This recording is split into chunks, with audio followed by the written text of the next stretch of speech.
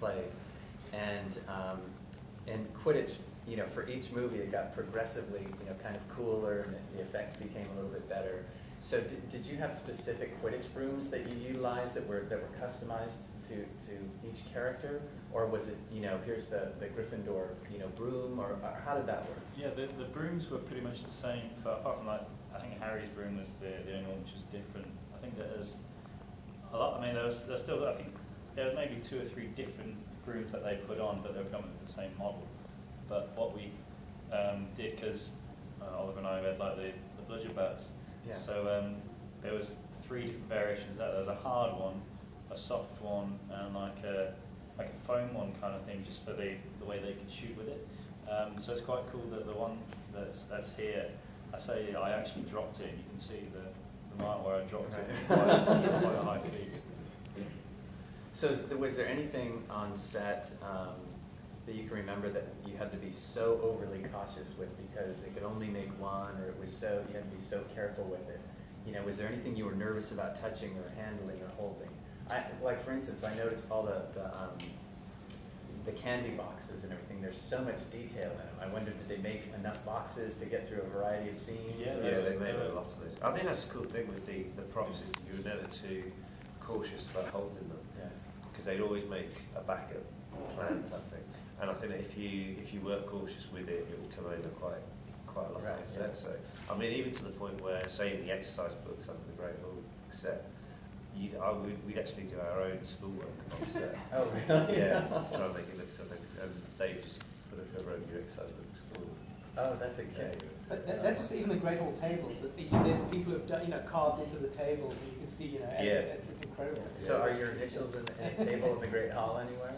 Somewhere, yeah. But that's only through the sake of boredom, like you're on just sitting in the same place. But we learned early on that, like, you'll see a couple of the videos which go around at the Halloween scene, for example. Everyone, like all the ADs, told us before we went on, right, just remember, just have a little bite, and then go from there. But of course, we're like 15, 16-year-old kids, and they were like, you have loads of sweets in front of you, so they went straight down. On like take 30, it was and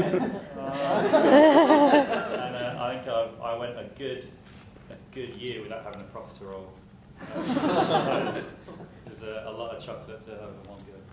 You know, Robin and I, Robin was the one who was really handling all the different, you know, specific artifacts and categorizing them with Warner Brothers Archives and Warner Brothers Consumer Products, and we got a great helping of, you know, the Great Hall Feast, the different, you know, chocolate bunnies and the ice creams, and we noticed how real it looked, and then we heard the story that on the first film they were trying to actually cater the food for some of the sequences, and because you're shooting with kids, and kids can be a little tough to film, you know, especially first-timers. They kept shooting longer and longer, and the food kind of started smelling worse and worse. It smells Brussels sprouts. Yeah.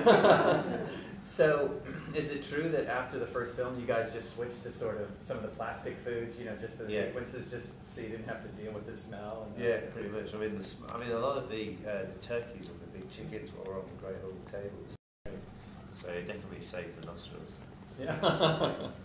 So is it all right, Jesse, if we open it up for some questions? That's what I was going to say. Are you going to talk all day or what? Yeah, if anyone, feel free to throw out some questions here if you have anything for anyone. Wow, come on, I can't believe you guys were firing off all sorts of smart comments earlier on. Come on. How many ones did you end up breaking between both of you? 3. Do you remember how you broke each one? Yeah, the first one I learned my lesson very early on. It was like the first, so Oliver and I hadn't had a wand until the 5th movie. So I got this thing. It's like a pine cone. The handle's like a pine cone. And yeah, I had it for about a month. And they'd only give us them when we were going on and coming off set, like they'd take them. And so anyway, this is a good reaction. They put your wand in your back pocket. Another one was in the, we were doing a dueling scene, and I was going through and it flew out and cracked. And the third and final time was actually we were doing a press shoot, and I was like trying to be the cool kid, like a drumstick, and it just flew and cracked.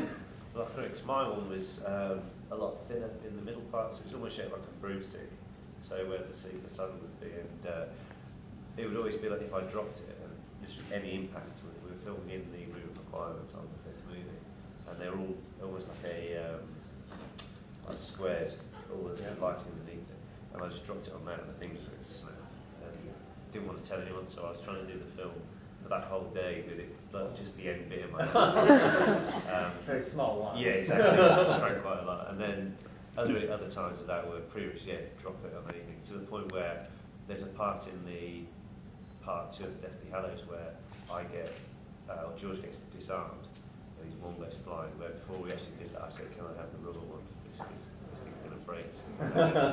And so yeah, you kind of learn your lesson at heart. And Robin handling a lot of artifacts. You didn't break any ones, did you? I know. That's why they're all on the case. They're still in the case. That's right. Did you guys, with casting, did you get to decide who was friend who was George, or did they go, no, your friend was George? Yeah, they told us, basically we'd had 6 weeks of auditioning, and we got cast, had our hair dyed, all good, and before you shoot a movie, you do something called a read-through. So literally like sit in a huge room with a huge table and the whole cast is there, and they read the script through.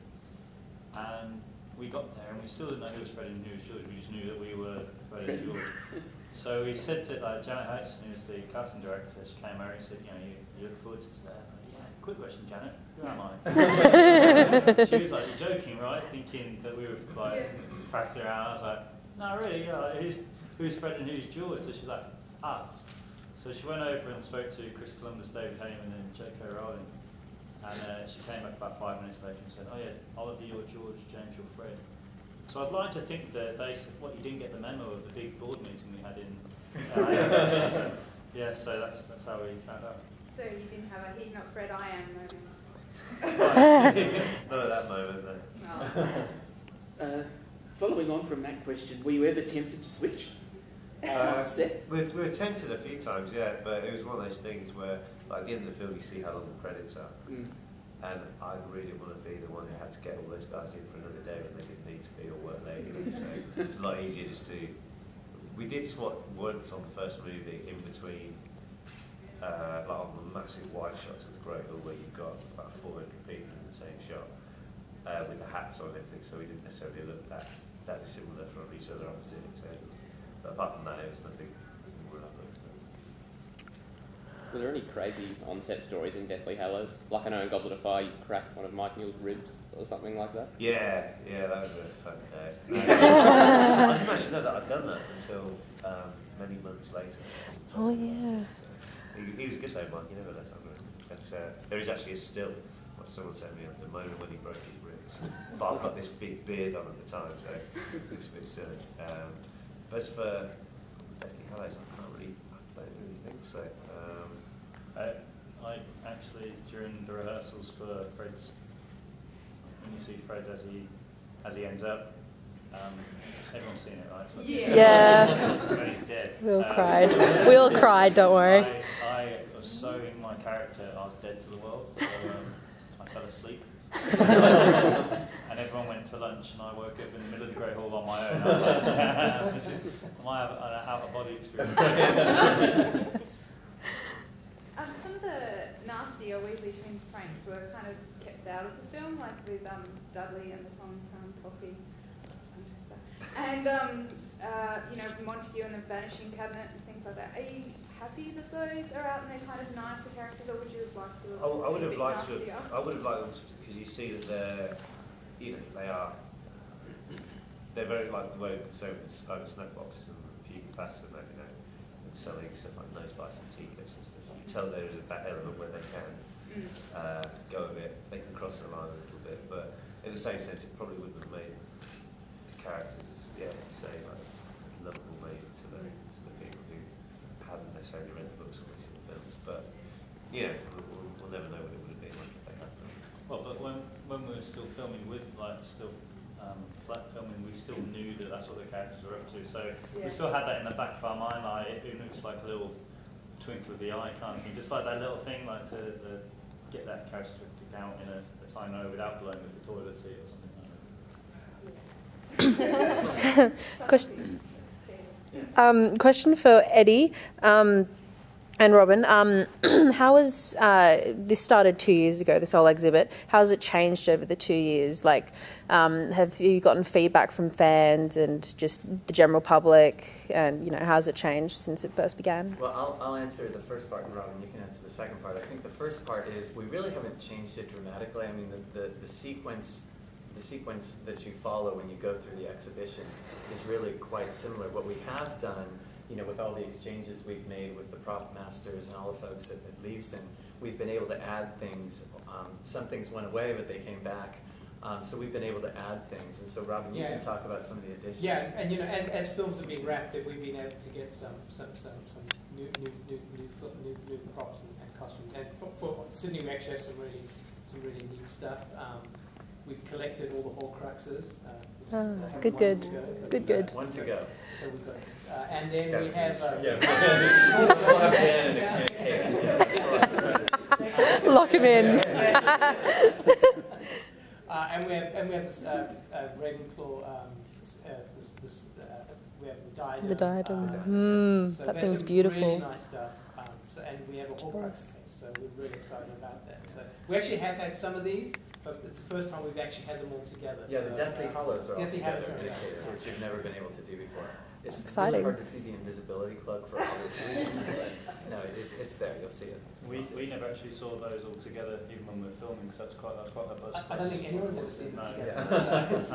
I think the good thing about how it's all set out is that none of the prop is made sort of more important than another. So even though it is, you know, the main thing in the final setup, how it's all very, you know, there's no difference to that as opposed to all the Quidditch World Cup memorabilia. Now, I remember, I don't know, Robin, if you were on this trip. Did you guys just have so much fun? I mean, all the packaging, everything was basically real.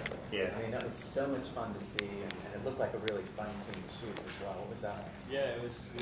We had a good chat with the art department guys beforehand, because they were like going through the concepts and everything. And they're like, so how'd you like a 15-foot version of you there outside doing that? And I was like, yeah, that'd be cool. Make 20, I was going to say. But yeah, like you said, I think that's what you notice when we're there, is the attention to detail on all the props is just out of this world. And like you say, that it all looked real. And I want to say that for the snack boxes and everything, they were like 20 high and deep in the store. Like you could literally pick them up and walk out of them. Not that I did, but you could easily imagine that it was a shop in real life, even to the sake of there's in the one scene of there's kids walking up the wall, like with these boots on, and he was actually there walking up the wall while we're shooting. Well, and also there's a Dolores Umbridge statue on a tricycle going across the middle. That was actually there. The guys had worked out a perfectly weighted thing. I was on this small tripwire, which was just little details like that you wouldn't necessarily think of. Yeah. I think that's what amazed us as well, is that you think that it is CGI, and actually a lot of those big set pieces are made, like the Chamber of Secrets door. You know, I thought, you know, all the snakes, the locks, those are all mechanical, and it's just incredible seeing that. We've seen quite a lot of the cast members there as well. You know, we got some cool stuff done when we were there, and the response from that place is just insane. It's always busy. Like, we just walked around and it was just incredible. You know. So yeah, it was nice to see everyone again for the release of the Blu-ray and everything. So yeah, I mean we got some golf in as well. That's awesome. We were doing that. So it's good fun. Oh, I had to ask, is the toothbrush here, and what was with that? Toothbrush in the ear. Yeah. Part one. Who came up with that? I think really, it was just an idea. Well, it wasn't my idea necessarily, but it was an odd concept. No, we don't have it, so it's still somewhere. It may be lodged. I haven't got much in between the two, so. But no, it was. I think the main important part of that was just take it that after he totally interrupted his sister and Harry about to have a good night. He's like, what to do now? Well, stick it in the hole. What should be in it? Any other questions? All right, well, I think we'll wrap up and we'll give you an opportunity. Oh, do you have a... Sorry. Oh, no problem. So what's the next project now that Harry Potter is done? Are you going to pursue your interest in music, football? I wish. Yeah. I'd love to be a football commentator. That'd be a good laugh. But no, we're definitely going to keep up with the acting. Got some stuff on in the new year, which is quite exciting. So it's already summed together, and there's 2 projects which are separate from each other, which will be quite good. But yeah, you know, it's just one of those things where we're going to keep ourselves busy. I think on vacation, James is on about going away. He says a vacation, he's in Sydney on the company's credit card. I can't, you know, I'll get away with that. But I'd actually just like to say that the thing that I'm really looking forward to seeing, well, that I'm looking forward for the fans to seeing when they come here, is there's the dragon from the Goblet of Fire, and you actually see the detail. I mean, like, it's not chained up and like, but like just the head, but you see just the detail that goes into creating. I want to say it took like 6 months or something to finish that. Like some insane long time to put this thing together, and it's put on really well in there. And that's I got such a kick when I saw. I think I first saw that in Toronto. Yeah, probably Toronto. Yeah. And it was just like, so I'm really glad that still made the trip. And it's cool, this is where you hear Voldemort speaking, but you don't hear it all around that room.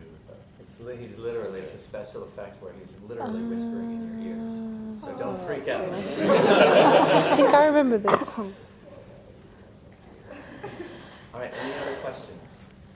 All right, so now we'll give you an opportunity to